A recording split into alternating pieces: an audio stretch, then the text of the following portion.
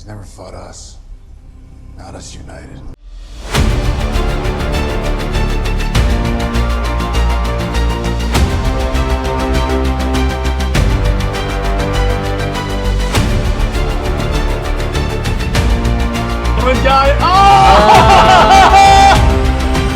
My favorite moment in the entire... Maybe I should complicate this before I start speaking here. Welcome to Under Two Capes. I'm Jared. I'm here with my partner in crime, Nick from the Phoenix Press. What's up, brother? Hello there. So this week, we're going to talk about the best B-tier characters. Now, what do I mean by B-tier? I'm talking about characters that aren't like the mainline Justice League or Avengers cast. In other words, the ones that aren't in the movies. And by Avengers movies, I mean the like Joss Whedon's Avengers, as opposed to those. So, do you want to start? Let's start with DC, and I'll go first. One of my favorite B-tier characters for DC, and remember, this in no way indicates that they're horrible characters. I'm just saying the characters that you don't traditionally see in a movie, Booster Gold, because he shows up as a superhero, but he's really a janitor from the future that stole a suit and came back. He's like, I'm the best superhero you've never heard of. You know what the greatest tragedy in all the universe is? What? Phil Hartman would have been perfect to play Booster Gold. Who's Phil Hartman? He died in '97. He was like an SNL actor. He was in a lot of stuff. I think I know what you're talking about. If I like show a picture of him or like you hear his voice, you'd recognize him. You know who would actually be a good Booster Gold is Hangman from Top Gun Maverick, because he captures he has that swagger of the character, because that's pretty much who Booster Gold is. I mean, Tom Cruise could do it as well. I mean, like, have you seen him? Like, because Tom Cruise has some comedic chops. Like, he showed it with Les Goodman. True, but I still think that the Hangman could do it more based upon what I saw in Top Gun Maverick, because that is pretty much Booster Gold's personality. I wouldn't be surprised if they basically make Top Gun Maverick DC and just have Tom Cruise be Hal Jordan and Hangman be Booster Gold. That'd be hilarious. I mean, how many times did I say that I would love if the next Top Gun movie was secretly a Green Lantern movie? Like Top Gun Lantern, that's what they call it, because he's a test pilot. No, they don't even like hint at it being a Green Lantern movie. It's just the next Top Gun movie, and it's secretly a Green Lantern movie. Like I mean, they would have to like have like a DC logo in the beginning. What they could do, and I know this is off topic, but this is actually a good conversation to have. What they could do is not tell anyone it's a DC until you see the DC logo in the opening credits, and then everyone's like, "Wait, what?" Top Gun First Light. And there you go. That works. So because it's vague enough that it could be a Top Gun title, but like once it's revealed as the Green Lantern, it's like, oh yeah, there you go. Or First Flight. Flight, I think would kind of imply like a prequel. Yeah, I see what you're saying there. That's why I changed it to First Light. Who's your favorite B-tier character, and why is it Nightwing? Actually, it's Huntress, but okay, it's Nightwing. Oh, okay. So Nightwing is not just my favorite B-tier character, but he's also my favorite comic book character in general, because I empathize a lot with him, like his backstory of like living in the shadow of the bat, deciding he had enough, striking out on his own, being his own man, and just kind of becoming the person he wants to be. And like he's still part of the Bat family, but like he's his own man. He's his own person. And he became Batman. So, and I've always detected that if anything ever happened to Batman, Nightwing is the one that Bruce would want to take over the mantle. I mean, that's literally the entire plot line of Battle for the Cowl. Mm-hmm. He's like, that's who Bruce would want. And the thing about Nightwing that I think is cool is that he mirrors Bruce Wayne's origin, but he reacted. In other words, instead of becoming dark and like brooding and like brutal, he became more of like more akin to like Superman per se, in terms of he's like this optimistic, he's like this optimist, and that's why I think Batman always like saw Nightwing as more of a son. I think a lot of that was because Bruce really had no one growing up like to be a positive influence on other than Alfred. That's the only person he had in his life. Whereas Dick, not only did he have Bruce and Alfred, but like he interacted a lot with a lot of younger heroes growing up. Like he was part of the Teen Titans.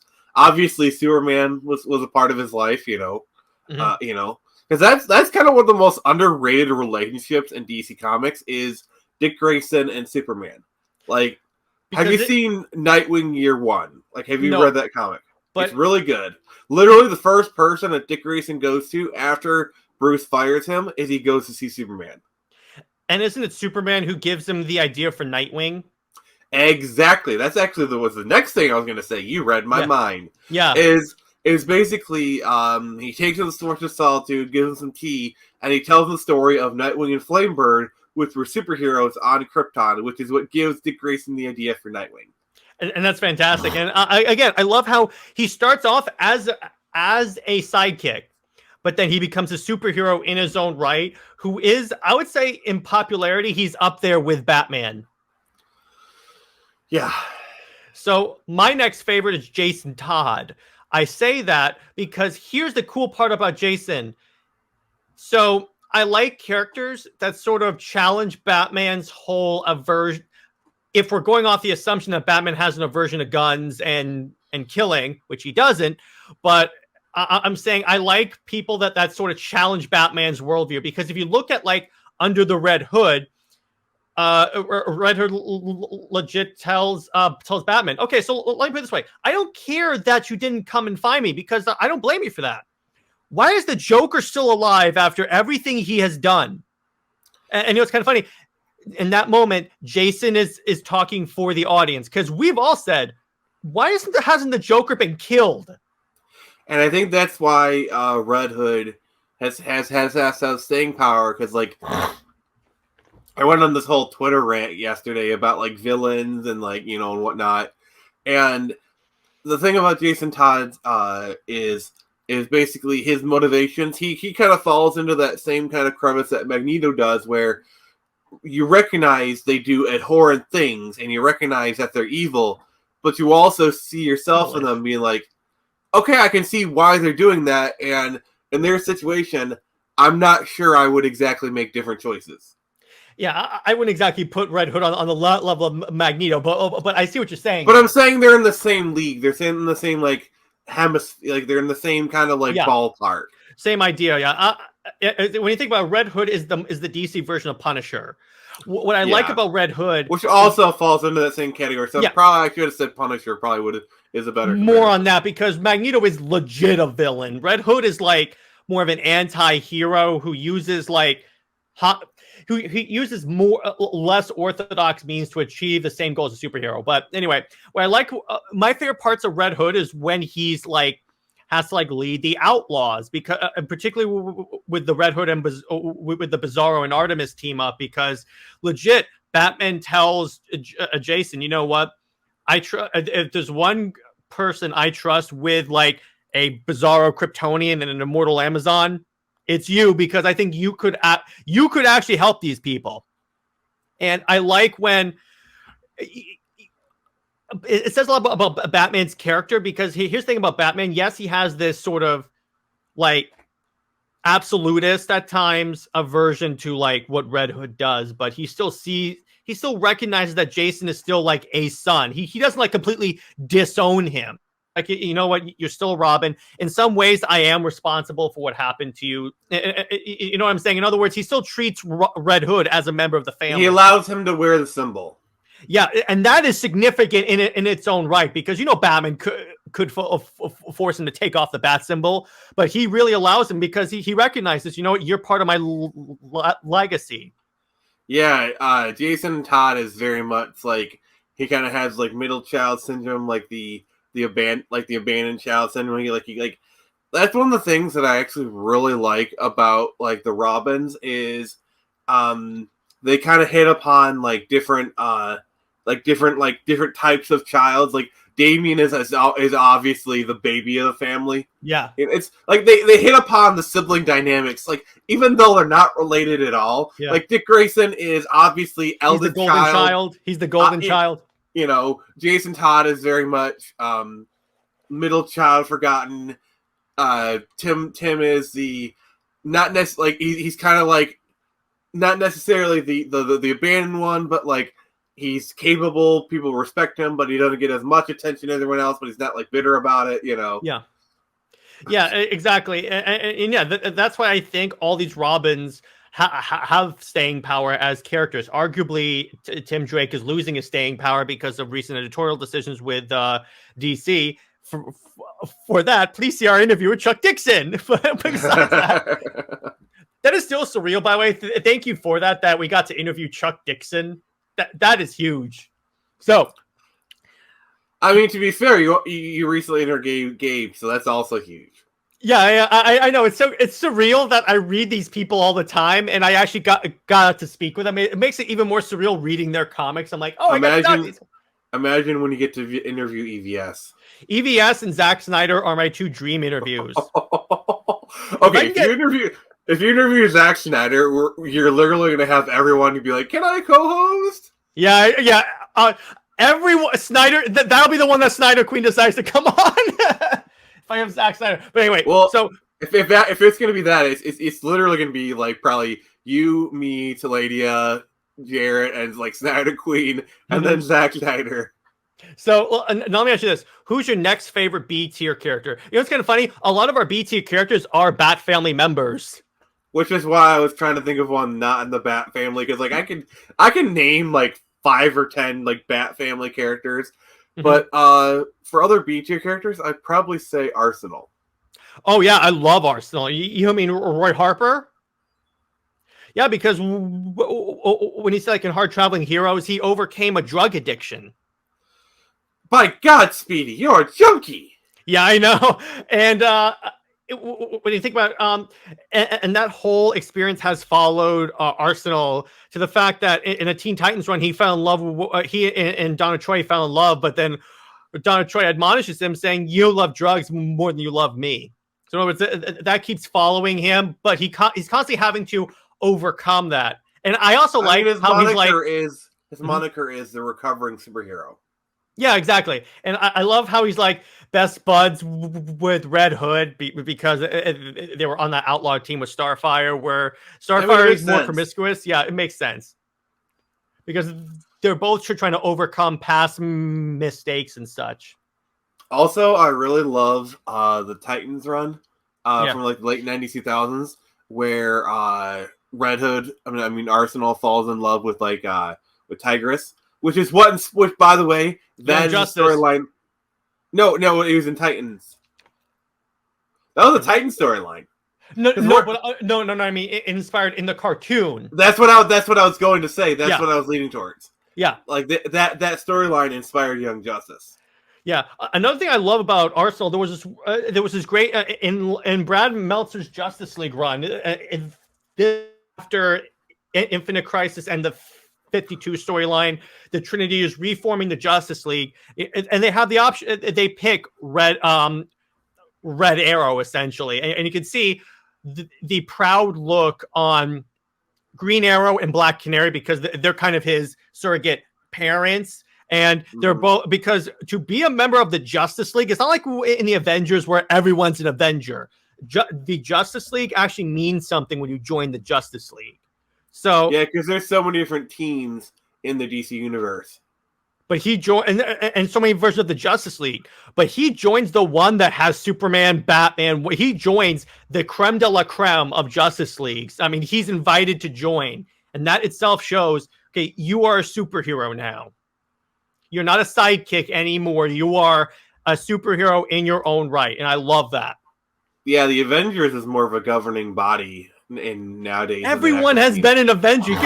You could open up the Marvel Encyclopedia to any character, any superhero. They've been an Avenger at some point. Like it's more prestigious to be an X-Man than it is to be an Avenger. Kind of, yeah. That's why I say the X-Men are kind of, and when you think about I know that they had the Squadron Supreme, but there's also the X-Men are kind of the Justice League of the Marvel Universe because it means something to be on that team, and they have godlike powers. At one point, the Avengers were the Justice League. That's what that was the original intention. At one point, but it kind of, well, here's the thing. The Squadron Supreme are really the Marvel's version of the Justice League because it's legit the rip-offs. But we'll talk about them in a second when we get to Marvel. But my next favorite B tier, you might as well just change to Bat tier because it's another Bat one. Barbara Gordon. Which version? Both. Just Barbara Gordon as a character, because when you think about what she had to overcome, so she becomes Batgirl because she's inspired by Batman. Then she gets paralyzed by the Joker, still finds a way to be a superhero in her own right, and she ends up assisting the Suicide Squad, the Justice League, and Batman as Oracle, and then she overcomes paralyzation and becomes Batgirl again. If I may say something, I think healing her legs was the stupidest decision. It was a mistake. I hate that. Because her as Oracle was such a great character, and she had her own unique place. Like, she's just another Bat character now. She's essentially gone back to being female Batman. And it's like, there's so many of the characters who could have been female Batman. Like Stephanie Brown had a good Batgirl run. Like honestly, like if you have Helena Bernelli become Batwoman, or that would be Batgirl. Cool. Have Batwoman be female Batman for Pete's sake. In recent years, they have put Oracle, put Batgirl more in the Oracle like field, because here's the thing: you also gave differently abled people a superhero in their own right. Yeah, like you talk about representation. Oracle was legit representation for paraplegics, and I would not be surprised if there's a lot of paraplegics who found her to be a source of inspiration. Yeah, exactly. But and my point is that the reason why I think she's a fantastic character is look at what she had to overcome. Everything, the Killing Joke, everything she had to overcome, and she still did it and overcame it without going crazy. Because ultimately, she had multiple one bad days, but she still ended. She is one of the largest like refudiations of Joker's one bad day premise. Yeah, and you know why they address this in Three Jokers? She tells Jason because she had her family. She had the support system of Bruce and her father, who was constantly who drove her to all of her physical therapy sessions, who took care of her, so she wasn't really alone as opposed to Jason. It's not really Batman's fault that Jason recovered alone because he thought he was dead for years. Didn't, like, in the New 52, they gave him, like, this backstory where he got, like, put in, like, the all cast or whatever, like, you know. He got put in the Lazarus Pit, because previous to that, it was... No, Lazarus Pit, but then he joined, like, a hand-type society called the All Cast. Because, like, I actually read I read the first 12 issues of Red Hood and the Outlaws, and they kind of go into that a little bit. Okay, yeah, he got put in the Lazarus Pit as opposed to being punched to life by Superboy Prime. Like, what the... The thing is that they could have used that to revive a lot of characters, but somehow it just affected Jason Todd. Superboy Prime, ruining fan battles since the dawn of time. Yeah, exactly. It's like Superman versus Superman Prime. But Superman Prime. Did your character literally punch reality? Mm-hmm. Exactly, and shatter it. So, who's your next character, dude? Huntress. I love Huntress. Helena Bertinelli, hell yeah. Yeah, she's kind of like the outsider of the Bat family. Like, she's kind of one of those people who are like always on the fringes of it, where it's like they accept her, but like she's like she doesn't get as much leeway as some of the other people. Like, she's got to always kind of like, you know, she's got to fight and scrape to actually be acknowledged as a part of it. There's actually this really beautiful scene in Batman Hush where like or if the Batmobile gets into an accident and like Bruce needs rescuing, and Huntress kind of rolls in. Yeah, I love that scene. And where even he acknowledges, oh, she's good. She's better than she realizes. Like, he actually throws, you know, I just love Batman Hush, you know. That's another thing the movie like destroyed, because in the animated movie, it's Batgirl that showed up and saved Batman instead of Huntress. And I'm like, why? Why? Because that's a badass scene. She rolls up in the bike and just annihilates all those criminals, and I'm like, oh, this is so badass. That's the one part the Birds of Prey movie got right, is their portrayal of Huntress. I like that. I like that version of Huntress. My next character is Black Canary, because you see what she overcame. She was legit raped in the storyline, and she still like she still overcame that, and she became the leader of the Justice League. Gotta love Black Canary. That girl's a screamer. Exactly. I'm sorry. The joke writes itself. Yeah, there was this great part in Justice League: Crisis on Two Earths where she leans into someone in the whispers in his ear, "Want to hear a secret?" Rah! She like yells in someone's ear, and it like knocks them back, and I'm like, "Oh yes." Okay, this is gonna get a little bit, But you think when when Ollie and them are having their thing, do you think he wears earplugs? Oh, he does, because in a comic, what's kind of funny is that they dressed this in Alex Ross's Justice line, where they're in bed. And what's kind of funny is Ollie apparently thinks that things are going to get pretty like heated when she wears the blonde wig, because this was in the era where she was actually a brunette that wore like a blonde wig.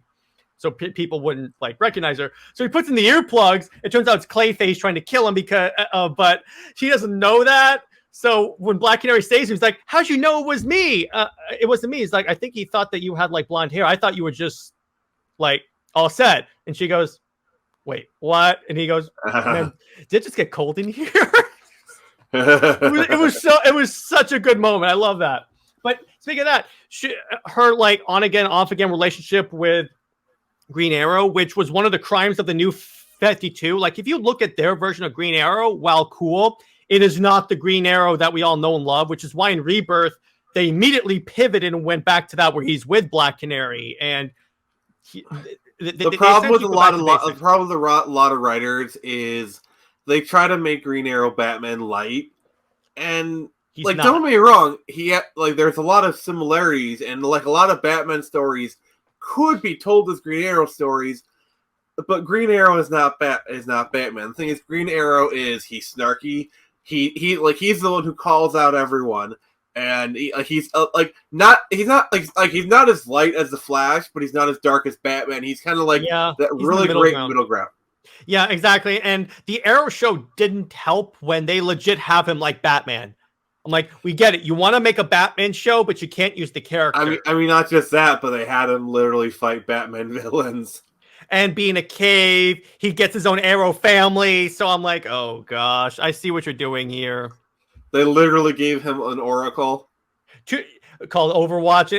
I did like the nod to Oracle where he goes, well, I would have called you Oracle, but that was taken. But I did like, it was kind of funny is that my exposure to Green Arrow was in that show. So when I played like Injustice, where it's the jokey Green Arrow, it was jarring. I'm like, the hell is this? But my next, actually, no, it's your turn. I already brought up Black Canary. Let's go beyond the Bat family now, I think. Yeah. Let's see here. Would Raven be considered a B-list character? B tier? Would Raven or Starfire be considered B tier? You can do that. Starfire's like B plus, like B plus, like she's on the verge of becoming A. Let me put this way: if she's in the movie, she'll probably okay. That's fine. And I agree with you. I love Starfire. Because if we can do Nightwing, then we should be able to do Starfire. Yeah, that's fine. That's fine. And I agree with you. As someone that grew up on the Teen Titans animated show and has watched Titans, let me put this way: I enjoyed the Starfire in Titans. She's not the Starfire from the comics. Really, the Starfire from the comics is more reflected in the Teen Titans animated show. Because like I actually read a lot of the Marv Wolf and George Perez run of which was basically the inspiration for the 2003 show. And yes, it's the animated one is pretty spot on. Starfire, she's caring. I will say the DC AU version, like the animated kind of thing, like the movies they were doing in the 2010s. Oh, you mean the new 52 era movies? Yeah, like that one is fantastic. I love it. Like her and Dick are so adorable. Where like he's actually really stamina, and like during you know, it's like Corey, stop. That was so good. I love that. she's like, right now, I admire your boldness. Like it's just like it's like, oh my god, you're so adorable. I love when they first meet her. My favorite scene from that is when they first meet her, and then she says, "We learn languages by kissing," and all the dudes are like, "I know like second year high school French." And it's like, Yeah, that was so. I freaking love that. That is like, yeah, exactly. I love that version of Starfire because again, the comics, which I get what they were trying to do in the Titans show, and I acknowledge it's a version of the character, but because he gets better as the seasons progress. Like basically, by about season 3, he settled into her. She's the mother of the team. Which yes, she's pretty much Starfire by about halfway through season 2. Yeah, it's pretty much, but the part that's the pretty much is a significant gap when you compare her to the animated, because the animated Starfire is legitimately Starfire, like page to screen Starfire. This one is page to change screen, pretty much, because Starfire is not supposed to be that mature and confident. Per se, what I'm talking about. Well. The way I see Starfire is she's supposed to have this like naive confidence, where she's confident, but like it's like, yes, I can eat that kumquat. Like, oh, it's the hottest pepper ever. Oh, on tamarind, these are nothing. And then like she eats it, and like her face goes red. And yeah. Like, on further reflection, I cannot eat this pepper. Like. I attribute her more toward actually Wonder Woman in like the first half of the movie when she shows up in Man's World. That's kind of what I always saw Starfire as. Kind of. Sorry, I just got like I'm remembering the scene where Diana eats like ice cream. And it's like straight from the new 52 era comic. She eats ice cream and goes, "This is the greatest food of all time." She points her sword at the shelf. "You should be very proud of this." And he goes, "Thank you, lady." And like when she sees the baby, it's like, oh, the baby. And it's kind of getting a bit like stereotypical woman stuff, but it's adorable. Well, remember, she hasn't seen a baby because all the Amazons are immortal. That is, she was the youngest person on the island, so. Yeah, so there is a story reason why. Like this way, it's not as like annoying there because there's a legitimate reason why she would feel that way toward babies. Also, imagine you've never had ice cream before, and then it's like your first time eating ice cream. You probably have the same reaction. All right, speaking of Wonder Woman, Donna Troy. Yeah, though Cassie is a pretty good Wonder Girl as well. Yeah, Cassie is, but I'm starting with Donna Troy because I think because she is a character, because she has taken over for Wonder Woman, so I think she could actually, if they decide to replace Diana as Wonder Woman for some reason, I would be okay if Donna Troy took over, because she is, granted, there have been times when they've like screwed up her origin, because she started off as just young Diana. Then they decided, okay, we can't do that, so let's just make her another character. And then in the new 52, they made it, okay, she's a clone of Hippolyta to kill Diana. It's just like they keep changing it, but she's really one of those odd characters where like she really doesn't have no solid backstory.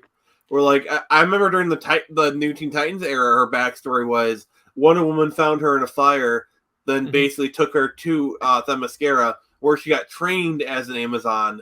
And she may not have like all the full abilities, but like I don't know.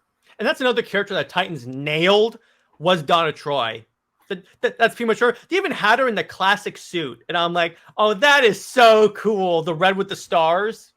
If we're talking about like Titans nailing, I actually wish they would have shown more of Aqualad, because like their version of Aqualad was pretty like, much. They showed him in flashbacks, but he was really good.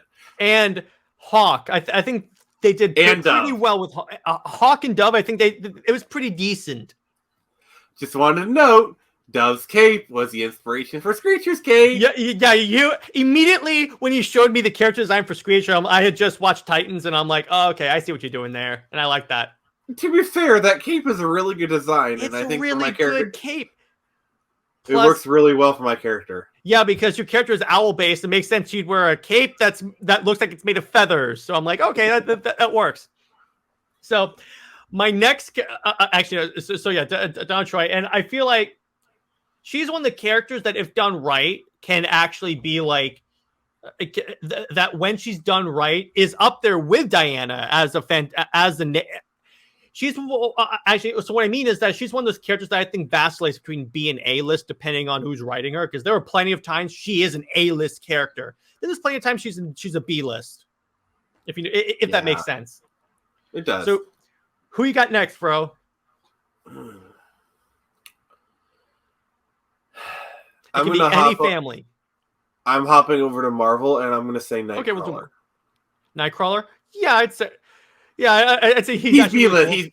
He's B-list. Like, yeah, he's B-list on the X-Men in that he's not. I don't think he's going to be like the starter of any X-Men movie.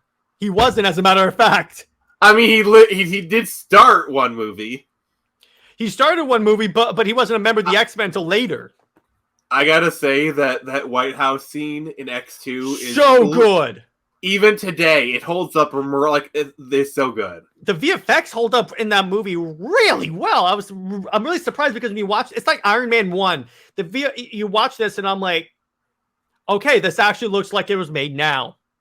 Well, the thing is, the reason why a lot of those movies, it's the same reason why the first Jurassic Park movie still looks amazing, is they still largely use a lot of practical effects, and they only really use VFX when they could, because like around that time, VFX was decent for like background removal, like background replacement and whatnot, and that's mostly what they use CGI for in those movies, like particle effects kind of stuff, which it's like a little bit wonky, but like you can kind of let them go. Like Cyclops' beam in the first movie looks a little but like it's passable.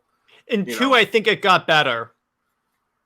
Yeah, but like they're not really using as much cutting edge effects. It's more just like, green screen stuff, and for example, Wolverine's claws a lot of the times are physical claws. Yeah, which made X-Men Origins Wolverine so jarring, where it's all VFX and you can see them like jumping. I'm like, oh, okay. Like, I'm sorry, but like they're like I'm thinking of that scene in the Origins where like he goes and like those claws have like no weight to them whatsoever. It's like it's almost like an After Effects shot. Like it's like in Logan. That bad. In Logan, because he was wearing an apparatus, they felt like they were actual claws. But I will say, X-Men Origins should have been just a movie version of the first like montage of him going through all the wars. That's what X-Men Origins should have been. To be fair, X-Men they did like that opening scene from X-Men Origins is literally ripped. Is kind of like they did an X-Men Origins comic, which is actually really good. And that's literally what I was talking about. Yeah, they did this. I'm reading it. It's legit like that first like minute or so of X-Men Origins, and I love it. It's so good. Well, no, they pretty much just kind of condensed the first 2 or 3 issues into a few minutes scene where like, oh, you're my son and we're brother, kind of thing. Yeah, in other words, basically, it's a long the first like 2 minutes or so of the movie is basically this, but very much like condensed. Like they basically replaced Dog with Sabretooth. Yeah, exactly. It's immediately when I'm reading this comic, I'm like, okay, there's Sabretooth, there's the father. They give him bone claws, so I'm like, all right, there you go. So I will say Origins has one of my favorite Wolverine lines. Like, what about, where's your American pride? I'm Canadian. Yeah, I'm Canadian. He goes, your country needs you. He just drives away. He doesn't even look at him. He goes, I'm Canadian. All right, I love that so much. My first B-list character is an X-Men character, Emma Frost. Because when you think about it, she started off as an X-Men villain, and then she eventually she earned their trust back. She essentially earned their trust and became like the Charles Xavier of the team, and that she's essentially the leader of the team. And then her and Scott had a psychic affair, and then an actual like relationship, which I'm like, after Jean died for like the 20th time. That's my problem with Jean Grey and Scott, is that Jean keeps dying. My favorite like X-Men line ever is like during the Civil War era, where Logan says, Jean would be rolling in her grave. That is, if you stayed in it for more than 15 minutes. My favorite line from... I love that line so much. As an X-Men fan, my favorite line from Civil War is actually when Tony Stark goes and meets with Emma because he wants, like, either the X-Men to join the pro-registration side or stay out of the war. And he goes, think of all of the dead from that speedball incident. And Emma Frost goes, okay, wait a second. Where was this, like, think of the dead attitude when, like, Genosha was nuked or like House of M happened? You don't really care about mutants. The mutant massacre. Yeah, exactly. He's like, wait. She's like, wait a second. Don't talk to me about think of the dead. I'm like, you don't care. And what's cool is that in Avengers versus X-Men, Captain America even said, you know what, you guys have a point. I myself am one of the most influential superheroes, and I haven't done anything to help the public's opinion. Because if there's anyone that can help the public, like, not hate mutants, it's Captain frickin' America. And if there's anyone who would actually admit they're wrong, it's Cap. Yeah, it's Cap. Tony Stark would not admit he's wrong. The whole thing of Civil War is him not admitting he's wrong. Like, that's probably why, like, X-Men, like, okay, Cap, we may not be in, we may be fighting on the different sides, but, like, they at least respect him. Yeah, and I like how Emma Frost actually has two powers. She's a telepath, but she also turns diamond, and they actually balance it in that she can't use her telepathic powers unless she's out of diamond form. Yeah, they had to apply a balance path to her. You know, which is funny. There was this great line where so they're fighting a Celestial, and her arm gets knocked off while she's in diamond form. So she tells Namor, grab my arm, and he goes, at last. And then she goes, not affectionately, you idiot. I mean, as a tourniquet, so I can get this. Reading X-Men is why I hate Namor, because he's always going after other people's women. I'm like, dude, there's a bro code that you are breaking all the time. To be fair, Namor is like the original anti-hero. Like legit, Namor is the original anti-hero. But you don't see Jason Todd or Punisher trying to seduce someone that's trying to seduce Sue Storm constantly. To be fair, Nightwing flirts with everybody. Nightwing does, but he's not an anti-hero. I'm using your own terms there. Now, who you got next for Marvel B-list? Karen Page. Who's Karen Page? Oh, from Daredevil. Okay, is she in the comics though? She's been in the comics since day one. Oh, okay, I'm sorry. I don't read Daredevil comics, so my only exposure to Daredevil was from the show and the movie. And occasionally when he showed up in the comics, like in Civil War and such. Yeah, I know. I have to read Daredevil comics. I plan on picking up Daredevil when I go to my LCS, okay? All right. Read Frank. If you're going to read any run of Daredevil, Frank Miller. Yeah, exactly. That's what everyone tells me. That is my best suggestion, because Frank Miller really defined modern Daredevil. Like, he really defined what Daredevil is now. And, like, basically Frank Miller's run is, he had this thing where it's like he likes to take apart superheroes, find out what they work, and then reassemble them in a leaner form. And so like if you're gonna read a Daredevil run, you really need to read Frank Miller's run. Yeah, exactly. And again, I agree that's what Frank Miller does, because he did that with Batman. By the way, I want to show you this. I just came across this tweet, and I just kind of want to show you this so we can have a good laugh. It's a Dan Slott tweet. I'm blocked by Dan Slott, by the way. Man shouldn't be jacked. Nothing on earth can give his muscles a workout. He should be a normal guy. If there's a reason he's jacked, that should apply to Supergirl and Crypto too. Supergirl should look like a heavyweight bodybuilder, and Crypto should be a hulked out dog. That's wrong, because he has ways of working out. It's in the Fortress. They showed it in All-Star. That's how you know that the dude doesn't read Superman. He does that. He doesn't understand it. Like, it's not. I get that on the surface. Here's a fundamental problem.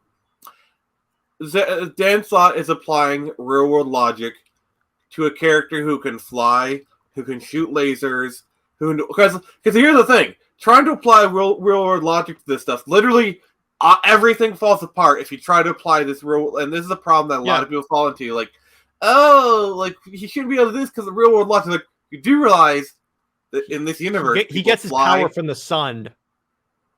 What? Yeah. So also in a lot of Supergirl runs, Supergirl's pretty fit. Like she's pretty jacked herself. Like she shows a lot of muscle in her arms and whatnot. She's essentially other times Supergirl has like a 6-pack of abs. A lot of times she's essentially like Wonder Woman, except with Superman's powers. I see Supergirl as having like a triathlete's body. Yeah. So in other words, there have been versions where she is like jacked. And I got news for you. Superman's it's not supposed to make sense. Superman's supposed to be the idealized human form. Yeah, Wonder Woman I always saw as having a weightlifter's kind of body, like female weightlifter's kind essentially of body. Like the Amazons in essentially the Wonder Woman movie. That's Wonder Woman. Or like Zack Snyder's Justice League. Oh my God, they cast some gorgeous women. Oh yeah, and they're all bodybuilders and Olympian athletes. I'm like that makes sense. There you go. Thank you. We ran out of oil. Casting. Dang it, Zach! This is the 5th time we've ran out of oil today. Oh, and by the way, you talk about Zach's casting as Wonder Woman. He cast someone who was a supermodel. Yeah. So it's like already you got someone that's drop dead gorgeous and is the idealized human form. So you already got it there. Plus, with Wonder Woman, she's supposed to be essentially a Greek goddess, and they're all hot jack people. To be fair, Zack Snyder could have casted any supermodel, but like I think knowing how much charm, Gal Gadot has, I can just imagine her walking into the office and charming the pants off of Zack Snyder. He goes, "Oh, hello, Wonder Woman." He even said he knew from the moment she walked in that's Wonder Woman. Because Gal Gadot has kind of like this spark to her. Yeah, like this. She's both charming but fierce.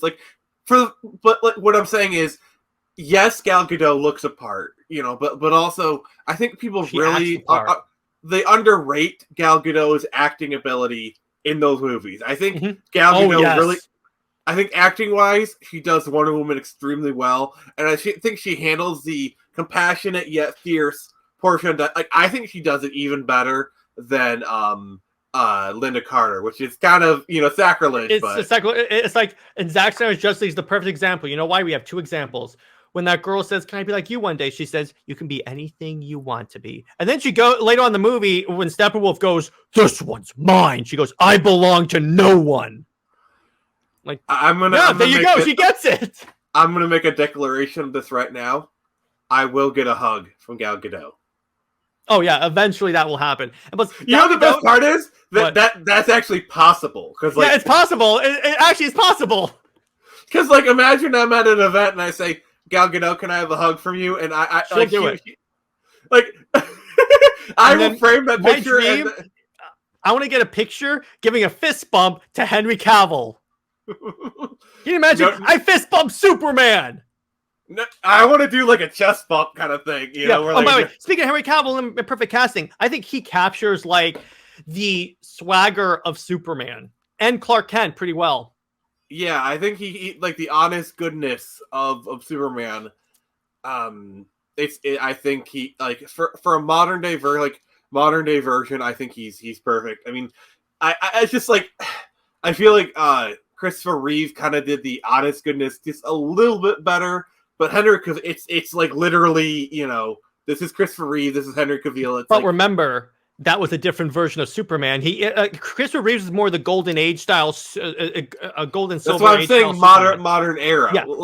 That's what I'm saying. It's like Christopher Reeve will always be number 1, but Henry Cavill is like a very, very close second. Yeah, with me it's reversed just because I grew up on the more modern era of Superman. So that was my only exposure to Superman. Yeah, I mean, I grew up on a bunch of different Superman, like obviously Christopher Reeve, Dean Cain, Tom Welling. The problem with Dean Cain, not Dean Cain. The problem that I have with Christopher Reeves is that he's too much like he comes off sort of as a parody of Superman. He always has his arms on his sides like this when he's walking, and I'm like, okay, I get what you're trying to do, but Superman at no point in the comics is like walking around like this all the time. I think you're kind of underselling a little bit because Christopher Reeve does make it work within the context of the movie. Yeah, he does in the context of the movie. It's just okay. This is a discussion for another time. Next, that actually does need to be a topic, by the way. That will be a topic. But I think, well, spoiler, I think the consensus we're going to come into is, while we both have our favorites, we can both agree that they were the best versions for their time. Oh, yeah. So I'm not saying that in any way that Chris Reeves is a horrible Superman. I'm just saying he wasn't like my favorite as Superman because I didn't grow up in that era. I totally got that. Yeah. Let me put it this way. I acknowledge that the value of Christopher Reeve Superman. I'm totally fine with that completely. So, going back to our characters. So, what's another B tier Marvel character that you like? B tier. Trying to think of something like outside of X-Men. I've already done Karen Page. Because like that's kind of thing. Like I'm more of a DC guy. Like the only Marvel stuff I like is like X-Men and Daredevil. So Felicia Hardy. No, Felicia from Silver Surfer / The Thing. I didn't know there was another character named Felicia. Yeah, so she's kind of like the on again, off again girlfriend of like the Thing, but she's also has a thing. Oh, that Felicia! That Felicia! You mean the blind girl from the Fantastic Four movie? Yeah. By the way, that was actually the first ginger side because in the comics he's a redhead. Yeah, exactly. Redheads deserve representation too, but I have another. I have a B tier character. Vanessa from Deadpool, aka Copycat. That's pretty much who she is, and she's like Mystique on steroids, and that she copies everyone's powers as well. Luck isn't a superpower. Because yeah, I know, I love that. It sounds like, and then my favorite line comes afterwards. It sounds like it's not very cinematic looking. It sounds like it would be made by a comic book artist who can't draw feet. By the way, actually, her name is Alicia. By the way, Alicia Masters. That's why I was a little confused because I'm like, her name's not Felicia. Yeah, but I got confused. It's all good, but again, I like Copycat because unlike the movies got this wrong on Mystique. Well, the older movies, Mystique does not copy people's powers. She can't do that. She only copies their appearance. Like yeah, it's like you notice how in the X-Men movies when she copied Wolverine, he literally went for her claws and he just like cut off parts of her. And she healed. She can't do that. At least in like the Jennifer Lawrence era, she didn't really take on anyone's power. She just took on their appearance. Yeah. Maybe kind of in terms of Psylocke, that there's a little, for some reason, the movies, it seems to think that Mystique can copy powers, but she can't. Copycat can do that. That's why I think if they bring in, when they bring in Deadpool into the MCU, they should have Vanessa actually become Copycat. I think that'd be really cool. So what do you think? A couple more? I think, actually, it's your turn. I'm trying to think like B tier characters. I'm trying to think of something outside of the main two. Abe Sapien. Abe Sapien. Hellboy. Oh yeah. You want to explain who that character is for some people that maybe don't read Hellboy? Me. Have you seen Shape of Water? No. Oh well, it's that minus the porn. Oh, that's. Oh wait, is he the fish guy from the Hellboy movies? Yeah. Okay, I know what you're talking about. Yeah, which Shape of Water is basically Ape Sapien gets laid. Yeah, kind of. That's what it is. Which, it's by the way, it's actually a really good movie. It's kind of like a modern day fairy tale kind of thing, and yes, like they're like it does have kind of romantic stuff, and they do kind of like, but it's done very tastefully, honestly. Yeah. So I have two more on my list. One is going to be indie because might as well throw this one in to piss people off. But until he gets a movie, it's going to be kind of B tier. Cyberfrog. Because the dude is so innocent. He's so cool. So apolitical. Oh, actually, I have two. I have three more. Two indies. I saw him. Because I read the first book. It's fantastic. There's a spoiler-free review on my channel. And then one more. This one's going to be DC, Carol Ferris, Star Sapphire. You're missing one or two more indie characters. Okay. Go ahead. Oh yeah. So, Screecher, because I read the book, and it's fantastic. And I like the character. There's plenty of potential. And what's the character's name? From 2100 Samurai? Hero. And I like Hero with a K. Oh, okay, Hero. So I like the whole, like, he goes into the Batman Beyond future, basically. And I like that. I like those types of fish out of water, particularly someone from like the very distant past going into the very distant future. I really like that. Yeah. So let me ask you this, actually. Of the two characters that you've created, which one is your favorite? Is it Screecher? Yeah, Screecher, though, like, I've been diving back into Turn Samurai because, like, I'm working on issue 3.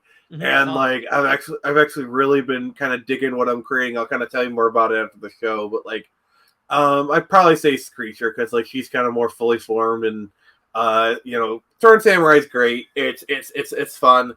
But Screecher is definitely the one that I'm most proud of. And speaking of creator-owned characters, I also like my character that I'm creating, the Thunder Goddess. And, so Thunder Goddess is probably your favorite B tier character. Well, she could go A tier, but I'm just saying. But yeah, she is my favorite because she's my baby, and I think you guys are in for a treat when it comes to her story. To give you an idea, she comes from like a royal society where like people with powers rule, and when she comes to Earth and there's like superheroes serving humanity, she even goes, and they don't at least pay you, because she has to learn the concept of, no, we serve these people because we have a duty to protect them, because she comes from a time where like those with powers rule. So it's a lot like the Fish Out of Water, except she's a little more like, let me put it this way, she has an arc where she goes from Captain Marvel level snob to humble. I like it. Yeah, exactly. She starts off like this, but then her team, like, okay, this is not the way the real world is. You do realize that, right? And let me put it this way: when you read the Thunder Goddess, nothing is as it seems. That's all I'm gonna say. That's all I'm gonna add on to there, particularly in terms of the Thunder Goddess / Lyra's origin. That's all I'm gonna say on that. So yeah, we brought up some great characters.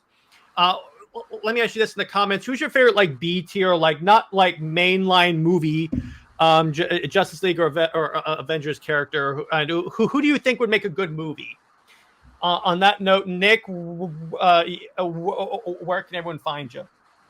You can find me on Twitter at Product Access 1, YouTube, search Phoenix Press, then Global Comics, do the same, and then Indiegogo, search Screecher.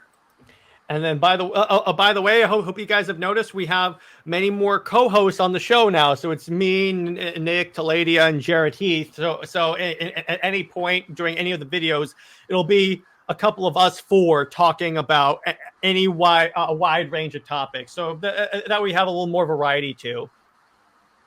So Nick, always a pleasure. Thanks for coming on. And on that note, everyone, stay heroic, and we will see you in the next one. Bye-bye.